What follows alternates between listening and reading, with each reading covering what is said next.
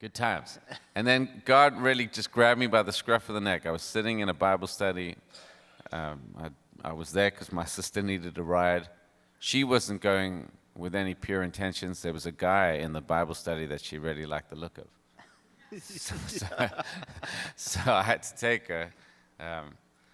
And then the Lord took us by surprise. I was just sitting at the back there, and the pastor was preaching, expounding on a psalm.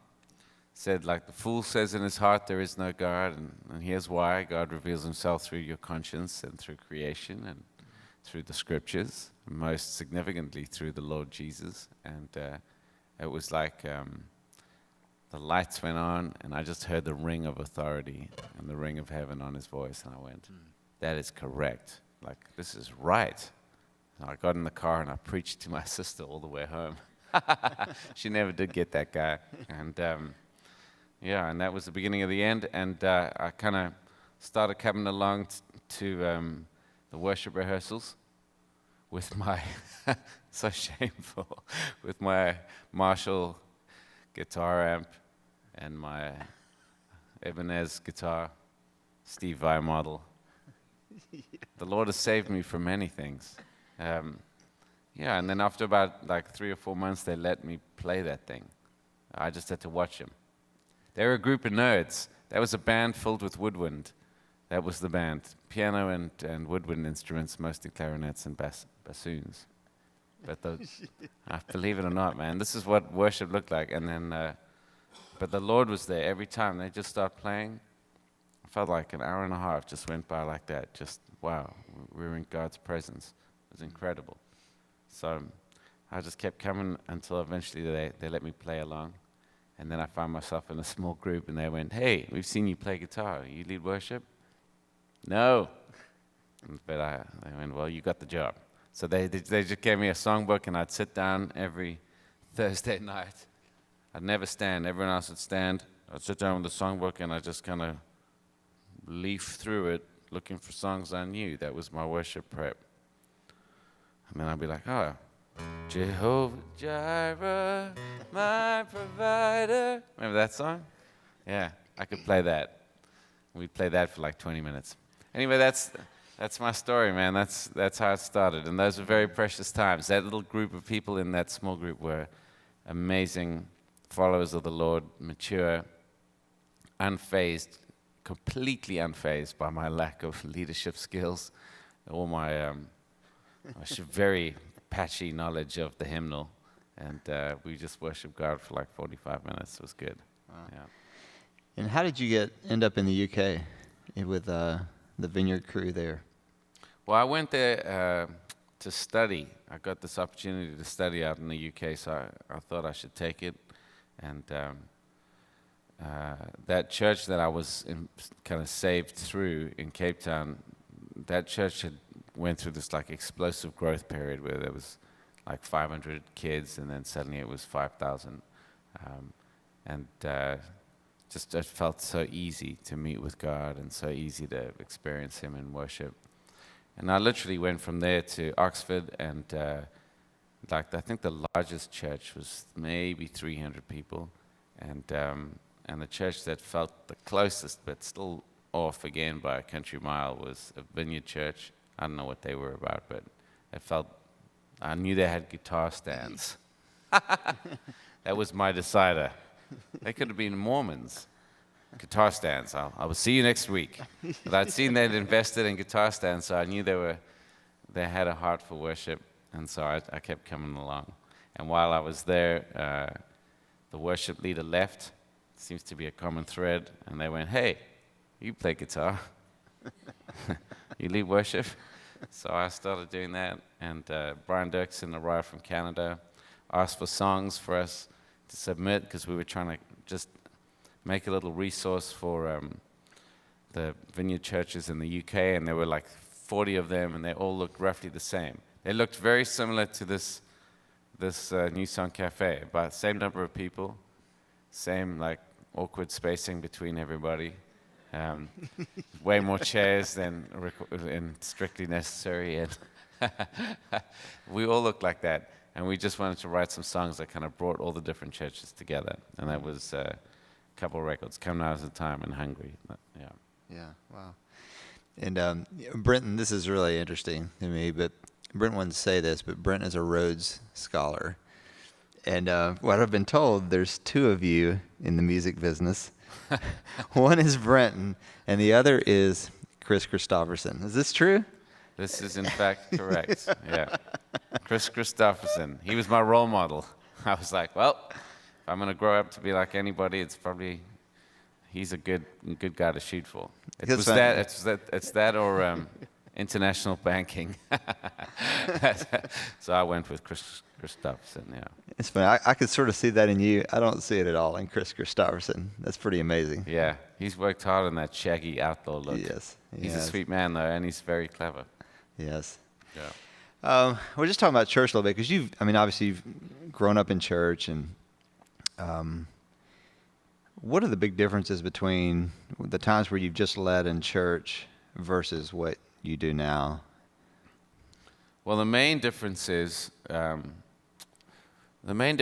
we sing the same songs to different people most weeks, whereas if you're leading in your church, you're singing different songs to the same people. There. So, the challenge for us is to try to keep it reasonably fresh musically. Like, there's certain songs, if you play them often enough, even the great ones, they start to damage your relationship with the Lord. It's like, if I have to sing that song one more time, I may have to leave church. So our goal, our challenge is to keep that interesting, and then just to serve people. The thing is, we want to serve the people that we're leading, and they want to hear some of those songs. They didn't come out just to hear us freestyle. They want to know what it sounds like when I sing that song. So I've got to serve them, but then I've also got to try to lead us closer to the Lord and have fun. So that's my challenge, yeah. And as all of you guys, just every week in church, and you guys are playing sometimes multiple times a week. How do you stay fresh, and how do you stay connected to the Lord, even though you're, especially with you guys, because a lot of times you're doing the same set kind of over and over. Whereas in church, you're changing things up, and doing different things, but it can still be tough sometimes just to stay kind of focused there. Yeah. I'm kind of always, I guess golfers can relate to this. I think the reason people keep coming back to playing golf, no matter how bad they are, is normally during a round, at one point, you're going to hit the ball right. Like you'll hit a shot that Tiger Woods would be pleased with. That's the cool thing about golf. So they come back, even if all the other 96 shots you took were terrible. Maybe that 97th shot was unbelievable. And you're like, that's enough. I'll be back. That's what leading worship feels like to me. And I remember a while back when we were all still figuring this thing out, and leading worship looked more like putting on a show, putting on a concert. It looks super similar. Everything looks roughly the same as a gig. Like there's a band, we're all facing that way, you're facing us. Sometimes the lights go down. It's like a music show. So, and we can talk about that a little bit more, but obviously we have to kind of factor that in and work out ways to kind of combat or undermine that wrong metaphor that might be in our heads. But the one thing that helps me is there's normally a song that the Lord is kind of using to reach my heart and change my mind, and I'll have one of those songs in the set. So regardless of what we sing, I'll have that song in the set. And then, normally He's gracious. He'll meet us. He'll meet me even in the most familiar songs. And I'm like, yeah, He's way bigger than our capacity to endure all the songs.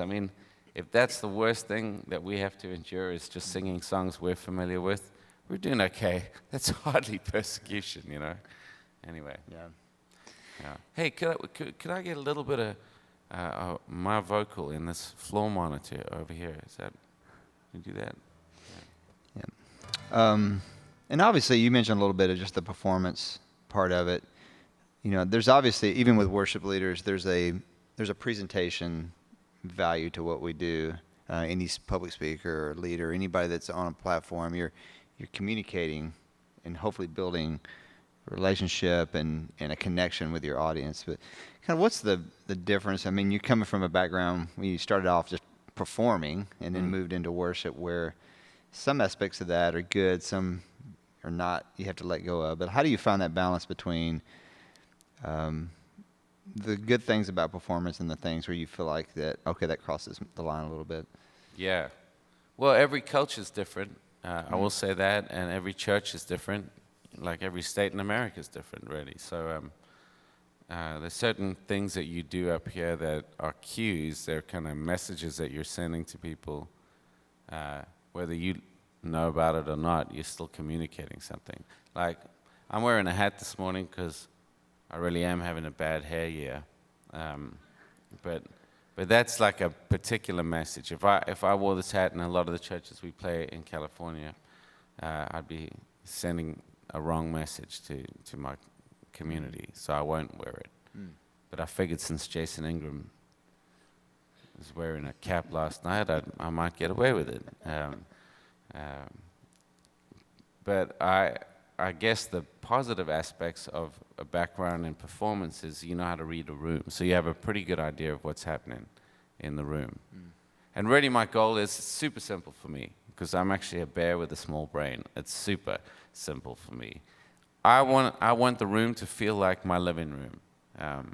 That's my goal. No matter how big the room is, could be like 5,000 or 10,000 people even, but or 3 people. I just want people to feel at home. When they're at home, people feel relaxed, and they're like, yeah, this is all right. Then it seems like that's when we get to open our hearts to the Lord and meet with Him, engage with Him. So that's my goal. And how to make people feel relaxed and in their living room looks different in England to how it looks in California. In England, you don't want to say much at all. Like, barely anything is said in England. People take that as a personal affront. You start talking through a set. Like the first time I heard Matt Redman lead, I went, he didn't say nothing at all. He just led, but worship was incredible.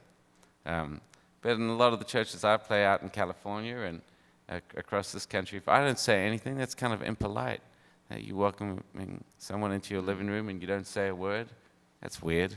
You want to say, hi everybody, how you doing? Doing okay? Had a coffee? You ready to do this? Are you? I'm not sure I am. Lord, help us today. We just ask that you help us and fill us. Give us your strength. Allow us to meet with you today and enjoy being in your presence with your people. I'll say something like that, and then we're on our way. Even that, just like, now I feel a little bit better myself. Yeah, that's a great point. I never thought about that. It's different in every situation. Your churches are always going to be different. You could definitely, your church may be, kind of where you could get away with, more of, dressing a different way on stage, or or saying different things, or being real direct with people versus being really soft with people. So yeah, I could see that. I guess there's 2 things. Like, people used to battle with this performance idea. That's what I was talking about when we first got going, when things looked like rock bands. And Danny Daniels, he's an original player from the Himalayas. He's one of the early fathers of modern worship. He called it you're performing, but you're performing a duty. So you have this duty that you're fulfilling on a Sunday morning or whenever, and that's good. So yeah. And you've worked with a lot of different leaders over the years. I mean, what are a couple of the keys to a good, healthy kind of relationship with your senior pastor or your leadership in your church? Just checking in, I think. Some of them are easy and some of them are hard. I mean, they're just normal people, so like, you may get on with that type of person, that temperament type, or you may not. So some of them you have to work a little harder than others. Some of them flow easy. I think a lot of I like to just check in and give feedback. Like if, Sean is a teaching pastor back at my church in California, and if he preaches real good and it just feels really good, I like to just text him like afterwards or on Sunday or maybe Monday when those post-sermon blues tend to hit. Just say, hey man, really good job on Sunday. Thanks so much. Grateful for you. Grateful that we get to serve together. So that normally helps, man. I like whatever you're doing. I love Barnabas, the son of encouragement. It's just a good way to live your life. And we do a lot of. It's naturally in us. If you're a worship leader, typically you're hardwired to applaud. You want to point out. Like the best version of ourselves is us pointing to the Lord and going, "Wow, that's amazing."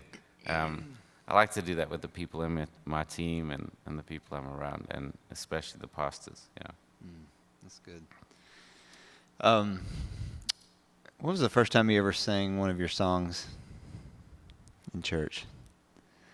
And what was the what was behind that? Like, why did you feel like that was the time?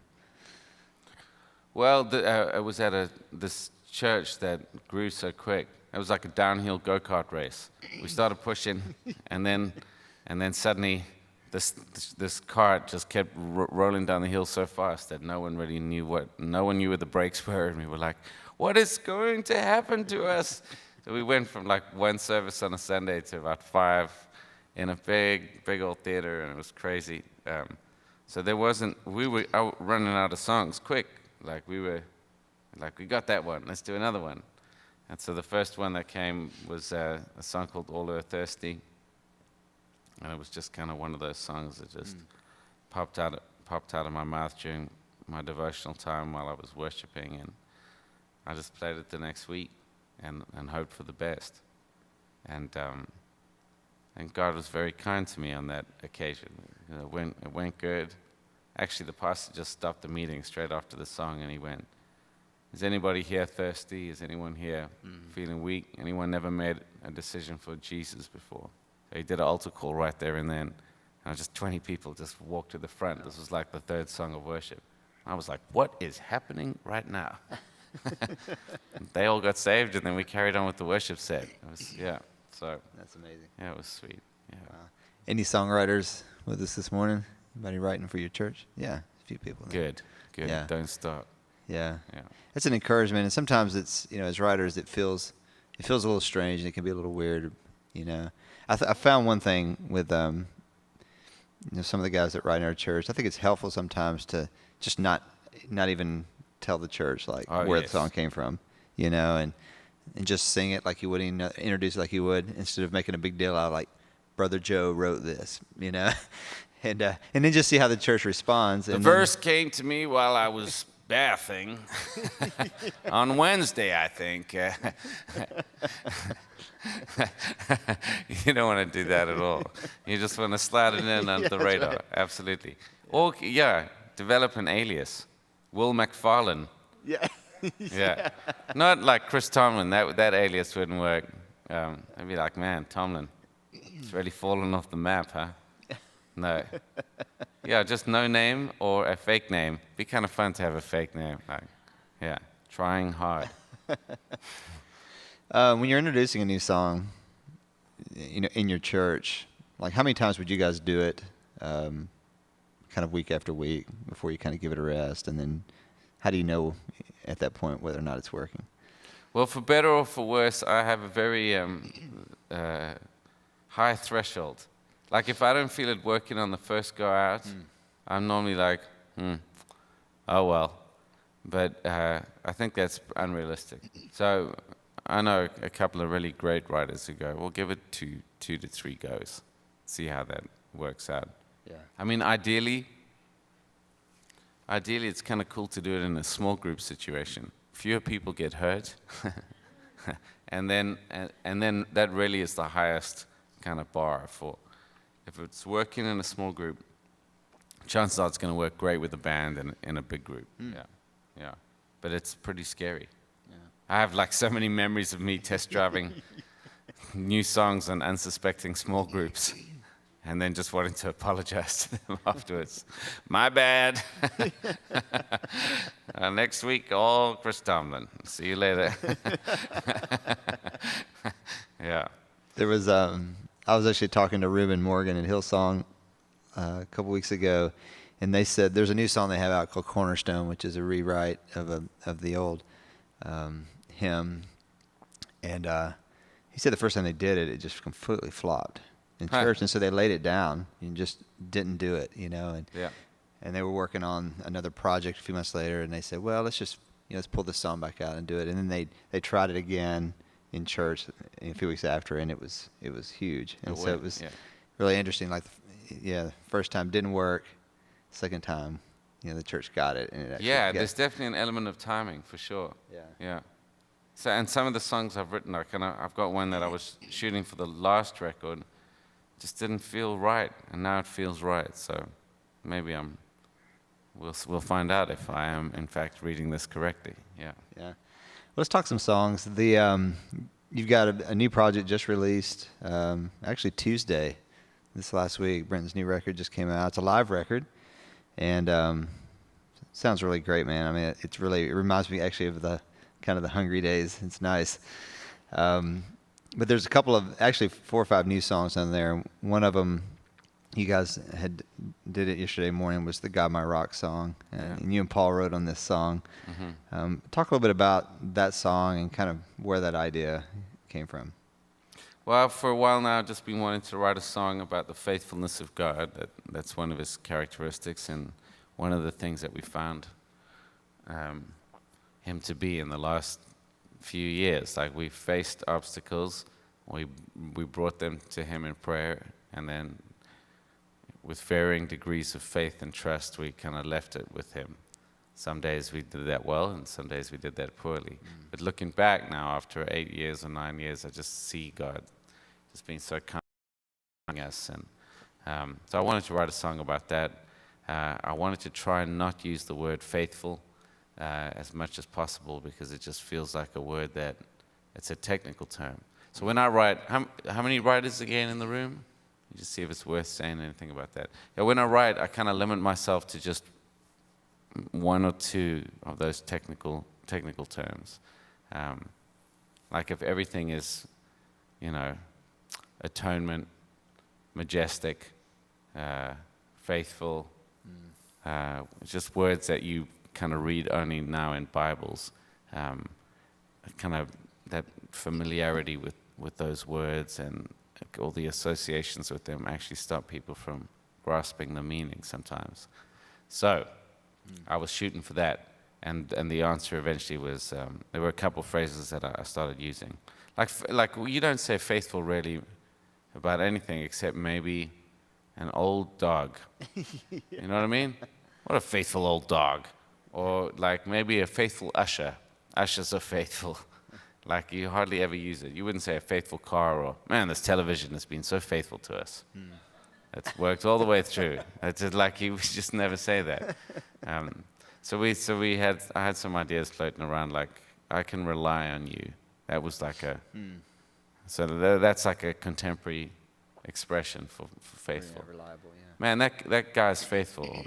Man, that's a reliable person. So reliable, even in the hardest situations. So that was one. And then the other one was just God, my rock. I just liked it. Obviously, that metaphor comes through a lot in the Psalms. Psalm 61, or actually all over the Psalms. So I had that phrase, just God, my rock, God, my rock, God, my rock. And just saying it 3 times kind of broke through the familiarity a little bit. And I was like, all right, it's Trinitarian for a start. And it kind of it breaks through the pattern of age, and that's where it started. And that's really a great, for the songwriter out there, it's a great thought of, you're still operating off of the same broad theme, which is God's faithfulness, but you're looking for words and phrases and ideas that can connect better with the culture than using just the biblical language there. Right. So, I mean, it's all true. Those words are true, and they mean something specific. You can Merriam-Webster them, as much as you like. They're all there, but people are like, oh, faithful. shoot. And then maybe they were just thinking back to difficult school assemblies and words that they didn't understand back then. Yeah, yeah. Yeah. But then Paul came around, and so I had that phrase, God my rock, and Balash popped around for an evening, and I said, man, I've got this idea, da-da-da-da-da-da-da-da-da-da, God my rock, God my rock, God my rock, and he just went, when my heart is overwhelmed, I will look to you alone. It just kind of popped out of his mouth. It's all in there. 61 verse 2, you know, when my heart is overwhelmed, lead me to the rock that is higher than I. And that's where it started. Yeah, and it went pretty quick after that. Wow. Man, play it for us. We love you. All right. Beautiful. All right. Should have been doing this while I was trying to talk.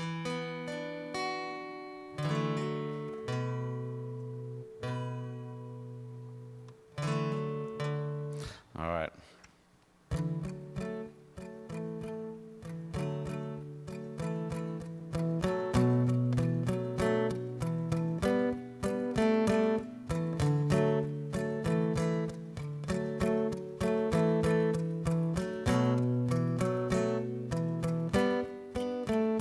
When my heart is overwhelmed, I will look to you alone. God my rock, God my rock, God my rock. You will stand when others fall. You are faithful through it all. God my rock, God my rock, God my rock. In the blessing, in the pain, through it all you never fail me. You are the strength of my heart. You are the strength of my heart. I can rely on you. I can rely on you. When I've struggled to believe, you have not let go of me. God my rock, God my rock, God my rock. Carried through the darkest storms, you have held me in your arms. God my rock, God my rock, God my rock. In the blessing, in the pain, through it all you never fail me. You are the strength of my heart. You are the strength of my heart. I can rely on you. I can rely on you. You are the joy of my life.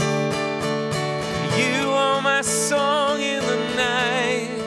There is no one as true. Jesus.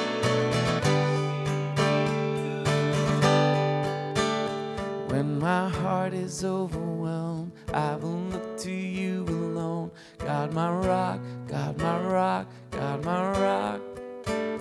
You will stand when others fall. You are faithful through it all. God my rock, God my rock, God my rock. Amen. Yeah. Thank you. Early morning woos. Yeah. So you do some co-writing. You also write some on your own. You seem to do more co-writing lately in the last few years than maybe you did initially. What's the value in that, do you see? Well, I guess it's worth saying that I'm doing a little bit more co-writing because it takes a while for those friendships to get to the point where they really start to yield good songs. It can take a while because there is a degree of honesty that you need that really helps in the process when you're trying to make something new together. And sometimes if you're that honest that early, you will never speak to that person ever again. Like those 30 people I've tried to co-write with. No, that's not true. So normally I just let the friendship develop. Like especially if I like somebody, I love their heart for God. I'm like, man, I wish I was more like that person. Or I'd love to learn a little bit about what makes their relationship with God so strong. That's normally where it starts, and then I kind of see what happens, and then the song comes from that, amazing. And then, so with like Paul, I've written a lot of songs with Paul, but we first met, like nearly 20 years ago. And the only thing I was writing at that time were some of those metal songs. So there was no chance we would have written anything together. And he was kind of like an older brother that I really wished I could be like. There was no ways I was going to be able to say, that second verse is really not good, man. It's terrible. Horrible. No one's going to sing that. Let's try something else. You got anything? So, but I can actually say that kind of thing to him now. He'd laugh at me, but now we can talk about it. So yeah, that's why I do it. And sometimes it goes quicker. Sometimes it's like an epic fail. So if you're thinking about doing like co-writing, maybe don't start like out with your favorite new idea, the one you've been carrying around for 2 years, and you think this could really work, because that's just like, that's crazy. Save that, man. Save that for a couple dates later. Yeah.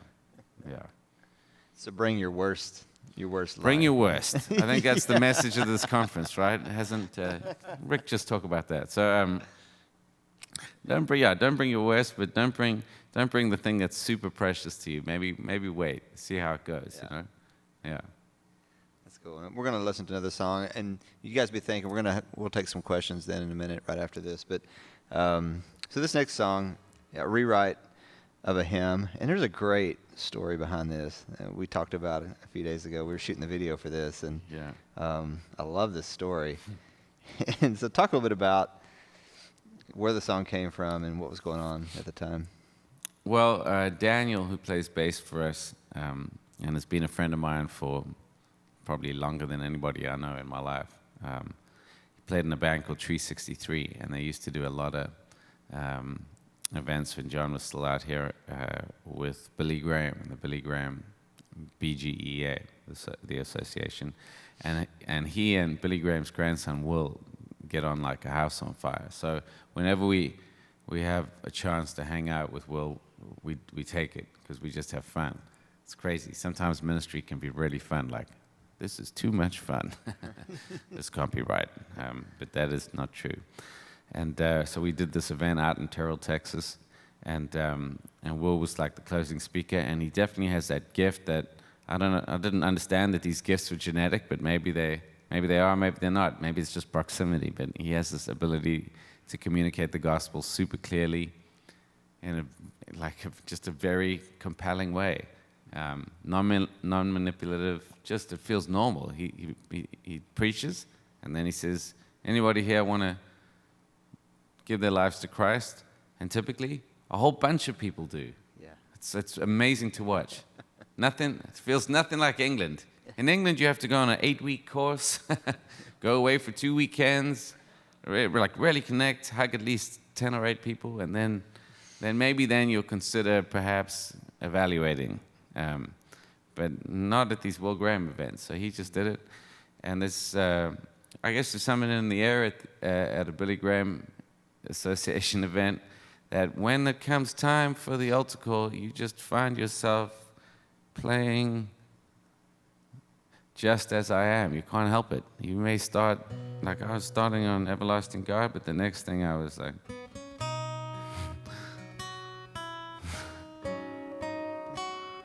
it just feels right, just as I am. So I couldn't help it. And so while that was all going on, I was listening to Will preach backstage. I was thinking, man, it's an amazing hymn. I'd love to be able to sing it. But it's definitely like another generation's hymn. And there's people who we're leading are really, really into Sufjan Stevens or some of the, artists right there out there on the edges. They're not going to get this. So it'd be nice to sing a chorus just to help it along. Anyway, while I was mulling that over, Will started his altar call, and we came up to play behind him. And he just got into it. He was just starting. He was like, well, I already want to try a Will Graham accent. It's exactly the same as John Wayne. Well, it's that time in the evening where I'd like to present to you the opportunity to follow the Lord. No point moving because we've tied all the buses together out there in the parking lot. No one's going anywhere tonight. You can relax. Now think about this. Anyway, so he started in on this. He wasn't saying anything about the buses, but he was talking about the Lord. And he went, in a few minutes, I'm going to ask you to make a decision and come forward. Well, he said that, and a woman in her 50s kind of got up. It was a room about this size, but it was full. She got up from somewhere near the back, and she just started walking down the aisle. And, you know, like if you've been in church for a while, that kind of thing, you're like, oh, what's going to happen now? Initially, the first 5 years, you're like, oh, dear, what's going to happen now? But the older you get, the more fun those moments become. They're kind of like, hey, real church, let's see what happens. So she came down, but she was serious as a heart attack. Her eyes were like, she was looking at him. We were playing behind Will, and she went, hey, is it okay is it okay if I come down right now? And he went, yes, ma'am. And she went, well, where do I need to stand? He went, you can stand wherever you like. She went, but it's really happening. I can give my life to Jesus right now. And he went, yes, ma'am. She went, can I stand all the way up here at the stage? He went, you stand anywhere you like. She ran all the way up to the front. Like no dignity. Dignity was out the window. She didn't care who was looking at her. She paid no mind to the fact that there was like 800 people sitting in that room. She was gonna get right with God right there and then. First time decision. I'm doing this. Broke my heart, man. Broke my heart just to see that this is real. Like the stuff that's happening here, we don't get to see. Even worship leaders, we see the outside, but God's seeing all this other stuff that's happening. And she just ran forward, and man, then the floodgates opened, and all these people just ran forward. It felt like an old Jonathan Edwards story, and really moved me, man. And I was like, it'd be nice to have a song we could sing that, like, reminds us of just that freshness, you know? Yeah. Yeah, play for us. All right. So I kind of wiggled the verses around. There were about 8 of them. I chose my favorite 4, and then I stuck them in order. Just as I am without one plea, but that thy blood was shed for me, and that thou biddest me come to thee, O Lamb of God, I come, I come.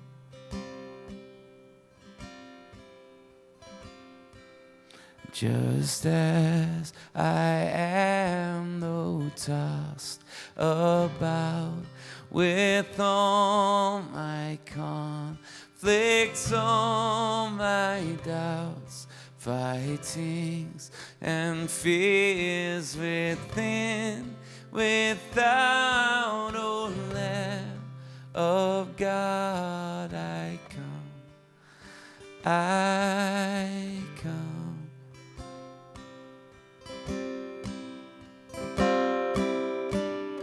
Jesus, take all of me. I run to you, I run to you. I lay everything at your feet. Let my life be yours.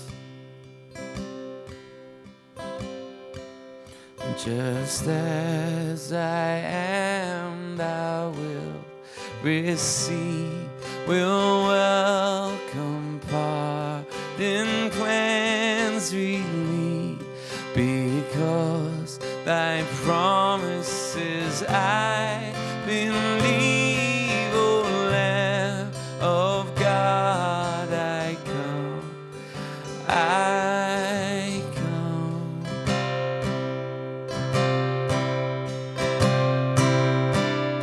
Jesus, take all of me. I run to you, I run to you. I lay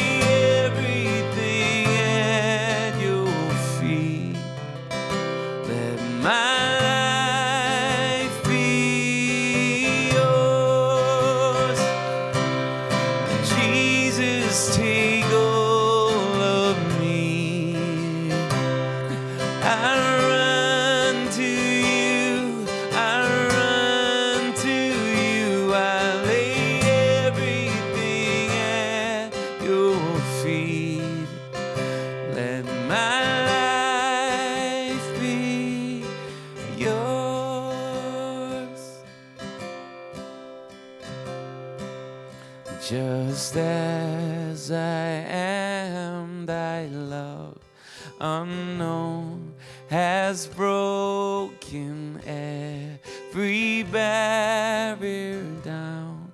Now to be thine, yes, thine alone, O Lamb of God, I come, I come.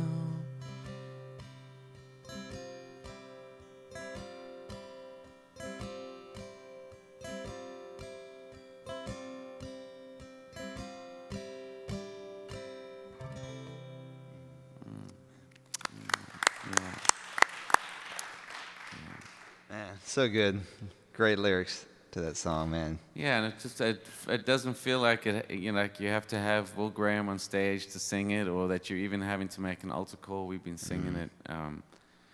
Maybe just like the last song of a set, or even the first song. Just I love that phrase, "Lamb of God, I come." Like we're doing this right now. We're gonna worship you right now. We're gonna bring everything that we have, all the good stuff, all the hard stuff, and we're just gonna lay them at your feet and be with you. I like that. That's great, man. Thank you. Maybe it's time for a couple of questions, you guys. Yeah. Huh. And a Billy Graham film, the way they used to Wow. go to small towns in America. Uh-huh. That was part of that deal, and so I Man. got saved. But one thing that we've been talking about a lot is, musical excellence and complexity and all that, and yet worship music tends to fall in this box, 4 chords, maybe 5, and tunes. So often you'll get them confused. You'll get songs confused because they're so similar. And yet I know that you can try too hard to get too creative on melodies, and then it's not singable, it's not learnable. So I know you and Paul particularly find this balance of singability, quick learnability, which means it has to be pretty simple. And yet, do you ever feel like Christian music is squeezing itself into this box, and all those years of, Handel's Messiah and Christian music used to be the greatest artistic achievement of society, Right. and now Christian music tends to fit in this box.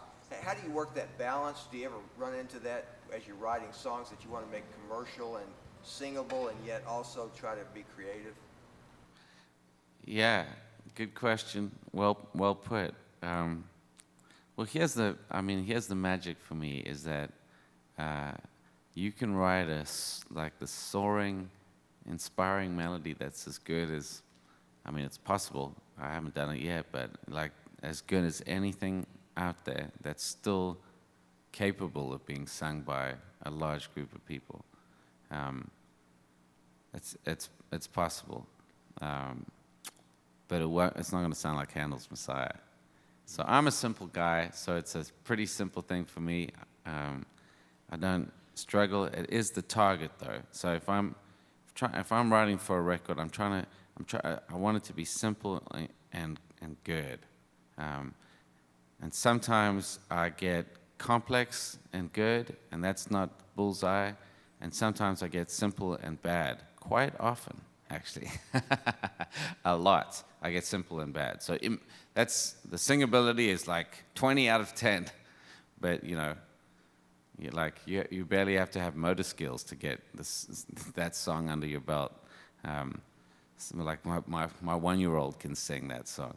So I don't want to have them too simple and bad, or too complicated that no one can access them. But here's a little bit of hope. Like when I was starting, when I was just sitting in church back in the day, the songs that were connecting with people that really brought us to God's throne room were songs like, Lord, you are more precious than silver. Lord, you are more costly than gold. Lord, you are more beautiful than diamonds, and nothing I desire compares with you. And that was the whole song. but man, that got us right into the presence of God.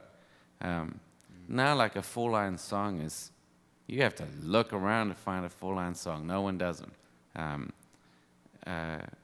Like when we recorded Hungry, that was like 12 years ago. I think that was like one of the first records for me where there was songs with pre-choruses. Like, how about that? So you sing a verse, then you sing a chorus, but before you sing the chorus, you sing this other bit. Everyone's like, that ain't never gonna work. But that started working. Now that's like normal. And then the boys from United started writing songs, boys and girls started writing songs that had like a verse, a pre-chorus, a chorus, and a bridge. And then they started writing songs that like involved a verse and a chorus, and then another verse, and then a chorus sung an octave above that. That's complex. Like if you told me that was possible 5 years ago, I'd be like, never gonna happen. You know, forget about that. But that's totally happening. So it is a moving target, and that's kind of cool. It's growing and it's changing. So I feel like it's possible to change the parameters. Like we're not just locked in there. I remember having one of the funniest conversations with Paul Balash back in the day when he was doing a record, and a label was asking him to do a couple songs from England because they'd heard what was going on, and he called me up on the phone. He was like, "Tell me about this Martin Smith guy." And I went, "Yeah, man, God's really on him. Some very cool things are happening through his music." And he's like, "Well, you have any songs that you'd recommend?" I was like, "Well, we sing this song a lot." And it went, "Over the mountains and the sea, your river runs with love for me." And he said, so we kind of talked about it, and he was like, "Man, you really think people are going to be able to sing that many syllables in a verse?" Like, over the mountains and the sea. It was like 8 in a row, and it just kept going. And we were like, that ain't never going to work. But people were singing it. So the boundaries are stretching. So that's one positive. And the other positive, obviously, is you can write brilliant and simple. It's totally possible. That's the goal out there. Bob Marley did it. So many great writers, like pretty much all my favorite country writers write like that. So, yeah. Yeah, and also within, I mean, there are people kind of pushing that creativity now in Christian music, and I think this church had Gunger back a few months ago, and you know, there's a band down the street here. There's a worship team, All Sons and Daughters. So people are really getting creative and they're stretching, but we have to vote with our wallets sometimes to help those people. You know, we don't have the benefit of government support for musicians anymore. That would be nice, wouldn't it? Wouldn't it? Yeah. I'd vote for that.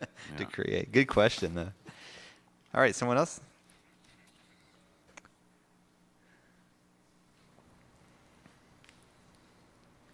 What shape were you doing for the last year? SSN? Fourth grade? I'm playing in C, but I'm playing the shape is G. If I have to pick it, I can pick it like that. Normally, though, I've tended to do the whole Ray LaMontagne sound. I like that. I mean, chunky. Sounds nice. If I'm just on my own, I'll play down here. Jesus, take all of me. I run to you. It's nice, man. Chords my dad used to play. Yeah. Yeah. There's a question over here? Yeah. Just listening to your testimony, and you partly answered some of it, but just sparked me to think how during those years, those pioneering years, how God was moving, how fresh that wind was that was blowing through. Yeah. And I wonder, maybe this is a regional thing too, but I was wondering in your travels where you see that pioneering thing happening right now, what arena, in what area, Yeah. type of worship or type of gatherings that you're seeing. Well, it's not a scripture, but it does seem to be true that necessity is the mother of invention. Yeah. Maybe the stepmother. God is the father of invention. But I know certainly for, God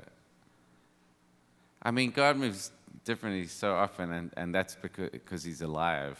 He's not dead. Like he has opinions. And the things I think he likes to accomplish today that he will have ticked off his list by tomorrow. So he changes it up himself. The thing that was happening in Cape Town was so sovereign and so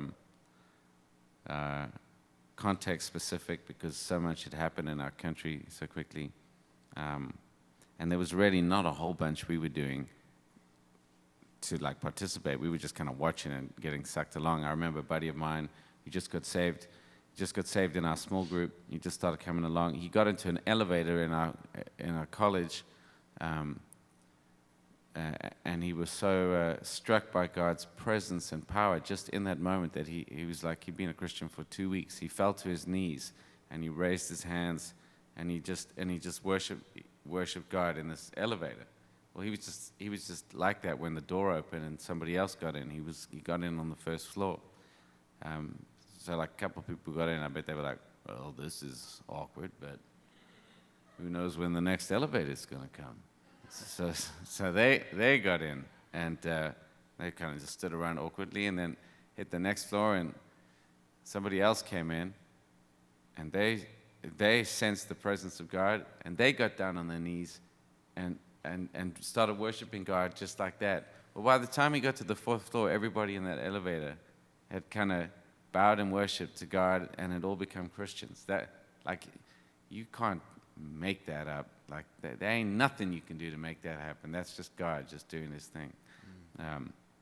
And Marco at the time was obviously just surrendered to God, and God worked through him that way. When I got to England, so South Africa, 70% of people were going to church. When I got to England, 5% of people were going to church. 5.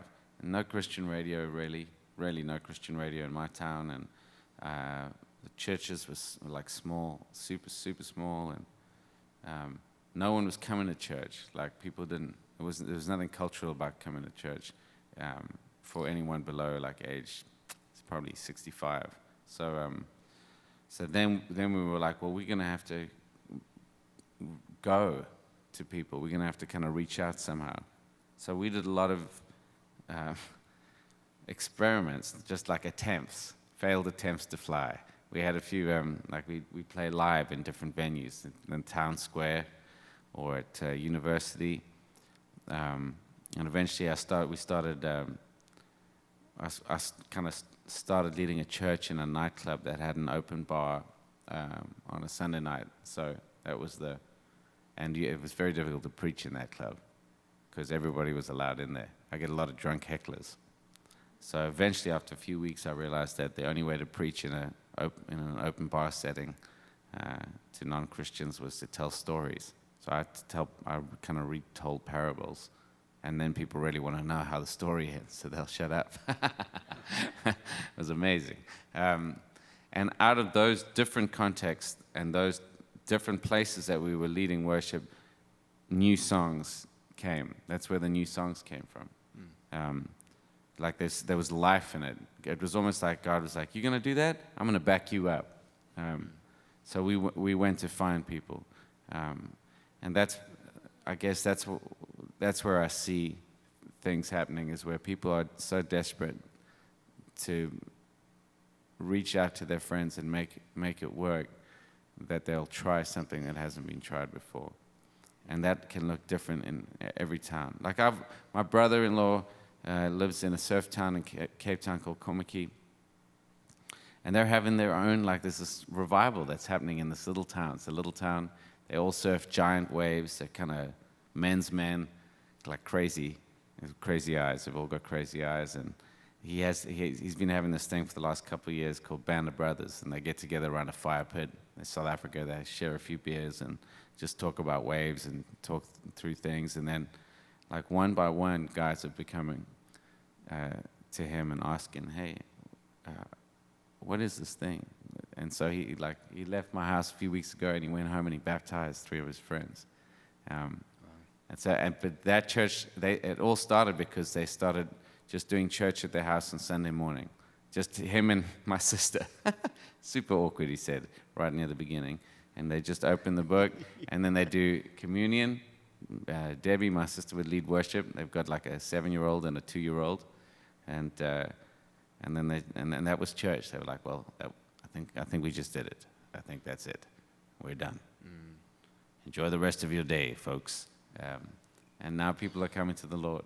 So, man, yeah, it's exciting. It's kind of fun, but you kind of have to be willing. I'm always like, whenever I hear, hey, we're going to try this, we haven't done it before, would you come and lead worship? I'm like, yes, I'm on for that. Those are my best experiences, and God kind of backs you up. Like, I always feel His presence so strong during those things, and occasionally a few songs will come out of it, but that's not the main thing, you know. Yeah. Good question. All right, guys, we're out of time. Can we thank Brenton for coming and sharing with us this morning?